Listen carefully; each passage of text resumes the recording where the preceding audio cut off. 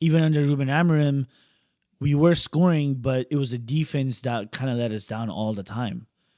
The the energy that they just drop off. These players drop off.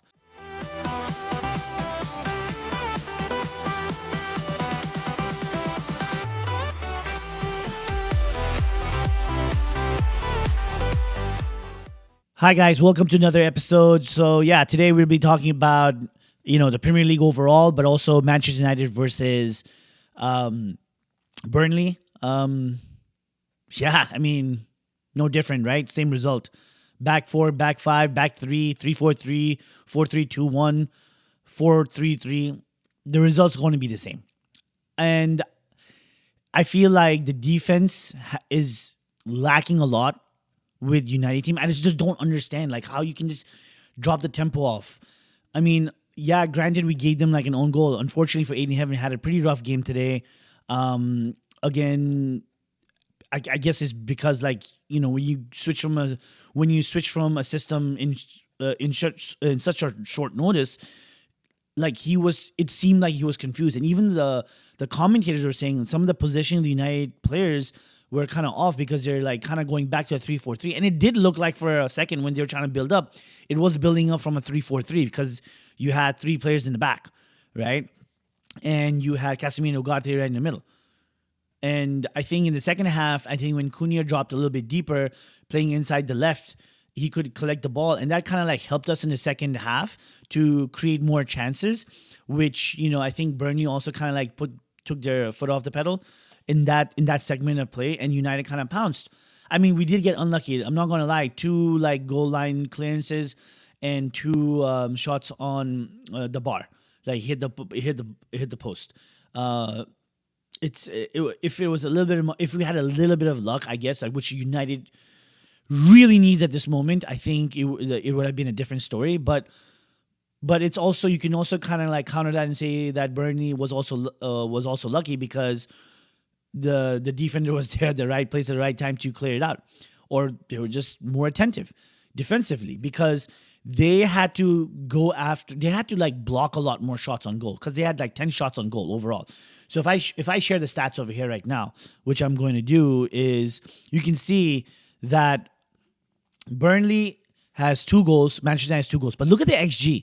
Burnley 0.24 as to United 2.25, right? 30 shots, 10 on target, 65% possession. And most of that possession, I would say, was more in our own half when we were trying to build up. It was the final third that I didn't see anything creative. It felt like players were trying to like prove things for themselves. You know what I mean? Like Zer's taking a shot, bouncing back to Sesko, shots being taken by Casemiro or Ugarte trying to like, having a line drive multiple different times. But ultimately we won, not because of the team working well together. It was more so with individual brilliance. And Sesko had his individual brilliance today. He was right there at the right time. Dorgu had a pretty decent cross, which gave Sesko that opportunity to score. But the pass from Bruno Fernandes, the through pass to Sesko, is what showed that little bit of individual brilliance. So if we go back to see like what was the key difference with this draw versus the draws that we had previously, was Bruno Fernandes was not there, but we still ended up getting draws. Bruno Fernandes there in this new system, right? We still ended up getting a draw. And it required Bruno Fernandes to really like be the playmaker that he is, to get that pass through to Sesko to give him an opportunity to score or take players away, or getting a lot of the other like his teammates involved, right? And it's just so frustrating to see how we are playing as a team. And then you add this whole like different like system change to what we see today. I mean, like what is it that we're trying to do? I mean, I don't know. I didn't feel like we had a pattern of play, that there was a little bit of identity, a lot of pass back to the goalkeeper, to the defenders, to kind of reset every time. It doesn't really like work that way, right? Did the XG change based off of when Ruben Amorim wasn't here, as opposed to what we saw today? I mean, it is Burnley at the end of the day, right? Imagine we were playing Manchester City or Arsenal or Liverpool or any of the bigger teams. Would we be able to play the way we would have played? Would we be able to score these goals? I don't think so because they know exactly how we play. They're a better team and they play a lot better. Look at Burnley today. They played as a team and they got goals done. They gave Manchester United a hard time as well, right? Overall. So I don't know. And then if you go to the Premier League today, I mean, the Premier League has been kind of crazy overall. I mean, look at the games today. Aston Villa with Crystal Palace. Crystal Palace is going on a pretty bad run. Aston Villa was flying ever since that loss. They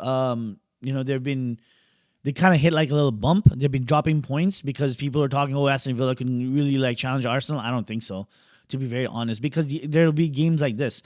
So Crystal Palace, Aston Villa didn't really score. Brentford has been on the surge, so they're going on a pretty good run. Thiago Silva is like doing really, really well. I mean, he's scoring goals back to back to back, right? And that's what's the difference between Brentford and Sunderland. And Sunderland has been pretty good this season. So I feel like this is a game where they kind of like dropped off a little bit. Again, Chelsea with the red card. Chelsea lost today. Well, that's good for us, and now they're below us. But Brentford's above us, right? So I don't know. Bournemouth being Bournemouth, Tottenham being Tottenham. Close game, 3-2. I have Semenyo in my FPL, so thank God he scored.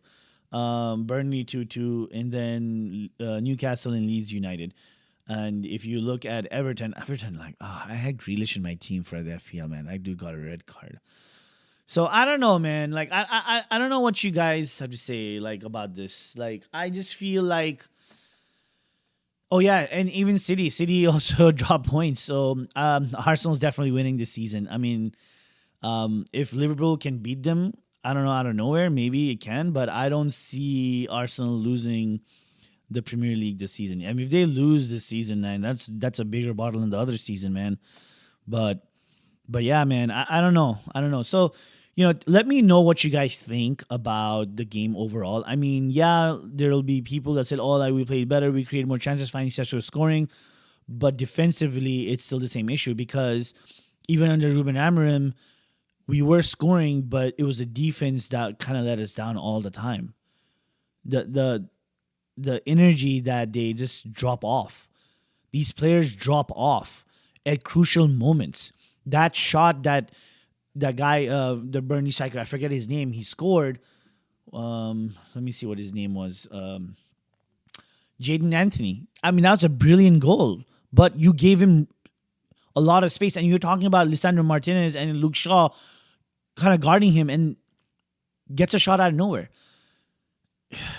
If that own goal hadn't gone through, it would have been a 2-1 victory, but it wouldn't be an astounding victory as well because you're playing against a bottom team. We're playing like a mediocre team. Like we're playing like, oh, do we get lucky? We shouldn't rely on luck to win games, right? If you want to be a top team, you shouldn't rely on luck. But also at the same time, when you're playing really well, luck kind of favors you more because you know why? You create more opportunities for luck to kind of strike. Luck to kind of help you at that point of time. But, those 10 shots on goal, I mean, some of them, I mean, they were shots, but they weren't really challenging Dubravka. I mean, the only other shots I can think of would be Shea Lacey. I mean, that kid's got a really mean left leg, and the curlers, the cut in, and the attempts. I mean, if he had put one in, he would have stamped his name, in the United. He would be making like claims to break into the team. But then again, he's playing in Ahmad's place. So when Ahmad comes back, he's not going to get that much time. I don't think so. But if he can play in the wing, maybe the left wing, and then provide crosses, if he's got a good left foot, I mean, maybe that could fit into the system. But I don't know, because if you go back and look at the substitutions that were done, if it was Amorim, I'm pretty sure the pundits would find time to criticize it. Why would you take Bruno Fernandes off? So on and so forth. But obviously, if you think about it, he was taken off because they don't want to aggravate his injury also. Or else, why would they take him off? Why would you take your main guy off? Right? Why would you take him off? Mason Mount came in, unfortunately, didn't really make that much of an impact. I wish he did because I really like Mason Mount. I feel like he is a very hardworking individual, and I feel like he needs a really good run. I really want him to succeed because he's got a really good attitude. And the one thing I like about him is that he doesn't let off the energy. He's constantly, his work rate is so damn high, man. So damn high. But yeah, overall, disappointing. But then again, what do you expect? I honestly thought like once we got scored on and we were not doing anything the first half, we were going to lose the game because I didn't see any chances being created. But yeah, man, I don't know. Let me know what you guys think. Let me know what you think is going to happen with United. I think we will know better once we play bigger teams. But then again, we're drawing against smaller teams. You know, I don't know, man. It's very frustrating to be a Manchester United fan, especially the hierarchy. Wilcox needs to go out. I mean, he doesn't deserve to be in this club. Like literally does not deserve to be in this club. I don't know what they're doing, but yeah, you could see both their faces. They're like kind of like frowned on. And what excuse are they? Who are they going to blame now? Who are they going to blame now? That's my point. Who are they going to blame now? Ruben Amorim is gone. Who do you blame? You can always pick out the positives. Why wouldn't you do that when he was there, right? But ultimately, same result from the last three results, and we're still sixth on the table. And for some reason, we just can't defend. We can't get a clean sheet. We can't defend when it matters. But yeah, I don't know. We'll see. Hopefully, we'll see what happens against City. I'm not looking forward to it, but we'll see. All right, guys. Don't forget to like, comment, subscribe. Subscribe to your channel, please. And also check out the NNM podcast. We launch podcasts every Sunday over there. And we are looking to do more stuff over there as well. But you'll see me kind of like put out videos after games, the Premier League and so and so. So, please support your boys. Please support me as much as possible. I'm trying to grow, trying to do this thing. I've finally got the energy after doing the NNM podcast and everything, and I feel like I'm feeling good about it. I'm really feeling good about it, and I want to like be able to express myself and be able to express myself with more energy. I know the little bit of feedback I've gotten is I've been too like low energy because I want to make sure that I articulate myself with you guys, but yeah, I mean, keep supporting this channel. Hit the subscribe button, notification bell, because it really helps. Algorithm really helps pushes my content forward, and I really hope that you guys enjoy it. So with that being said, thank you very much, and I'll talk to you soon. Bye.